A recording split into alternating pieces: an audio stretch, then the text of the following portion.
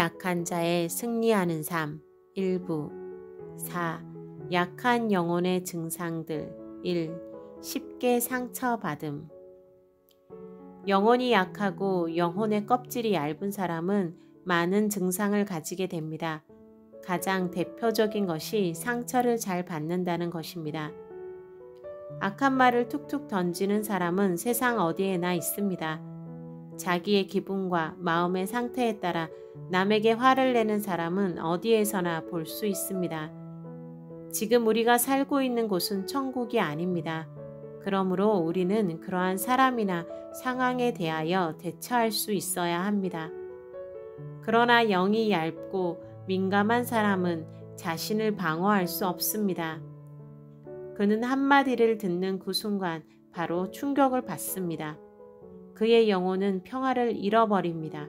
그리고 그는 하루 종일 기분이 엉망이 되고 맙니다. 국가의 군대가 주둔하듯이 영혼의 외곽에는 영혼을 지키기 위한 군대가 필요하다는 이야기를 했었지요. 그래서 적군이라든지 악한 사람에 대해서는 들어오지 못하도록 막아야 합니다. 그러나 국경에 군대가 없거나 아니면 있다고 하더라도 무기도 화력도 부족한 허약한 군대라면 제대로 나라를 지킬 수 없을 것입니다. 민감한 영혼은 그와 같이 허약한 군대를 가지고 있는 사람들과 같습니다. 그래서 그들은 외부에서 침입하는 영들의 공격에 대해서 자신의 영혼, 심장을 잘 방어하지 못하지요.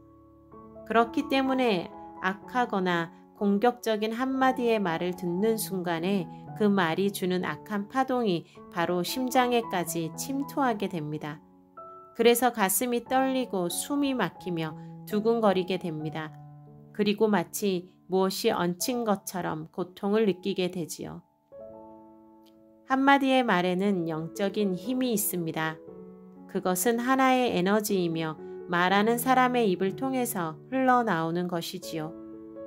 어떠한 말을 통해서 선하고 은혜스러우며 아름다운 영이 충만하게 흐르는 경우도 물론 있습니다. 그러나 또한 말을 통해서 악하고 이기적이고 교만하고 어두움과 불평과 짜증과 미움의 영이 흘러나오는 경우도 적지 않게 많이 있는 것입니다. 그런데 그러한 어두움의 영을 담고 있는 말에 대해서 제대로 방어하지 못하고 그 악한 기운, 악한 파장이 심장까지 침입해 들어온다면 어떻게 될까요? 그는 생명 자체가 불안하고 약해질 수밖에 없는 것입니다. 심장은 나라의 중심부이며 사람의 생명이 있는 곳이므로 그곳을 제대로 방어하지 못한다면 그 사람은 건강하고 충만한 삶을 살 수가 없게 되는 것이지요.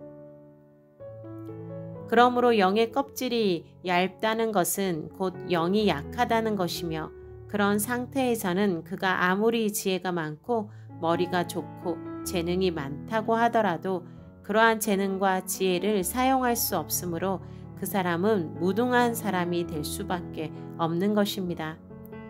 그의 안에는 많은 생각과 감동이 있어도 그것을 실천에 옮기지 못합니다. 그는 각종 두려움과 갖은 염려와 불안 때문에 아무 일도 할 수가 없는 것입니다. 심장이 불안한 상태에 있는 사람은 아무 일도 제대로 수행할 수가 없습니다. 그는 영혼의 외곽에 강력한 파워를 가지고 있는 군대를 주둔시켜야 합니다. 그렇게 해서 심장과 영혼을 보호해야 합니다. 영혼의 껍질이 두껍고 강해야만이 사람들은 상처를 받지 않을 수 있습니다. 그리고 외부의 어려움에 의하여 낙심하고 좌절하지 않고 꿋꿋이 나아갈 수 있습니다. 강한 근육과 맷집을 가지고 있는 이들은 맞아도 아프지 않습니다. 그러나 피부가 약하고 체격도 가느다란 사람은 한 대 맞으면 병원에 실려가게 됩니다. 영적으로도 강한 외곽의 파워를 가지고 있는 사람은 눈앞에 칼이 들어와도 눈썹 하나 까딱하지 않습니다. 그러나 영이 얇으면 누가 와서 위협하기도 전에 온갖 불안과 두려움에 사로잡히게 됩니다. 영혼이 약하다는 것, 그러므로 자신의 심장을 제대로 보호하지 못한다는 것은 얼마나 큰 비극인지요. 그러나 하나님의 은혜로 영혼의 강건함을 체험하고 이러한 문제점들을 극복하게 될 때 그에게는 새로운 세상이 열리게 될 것입니다.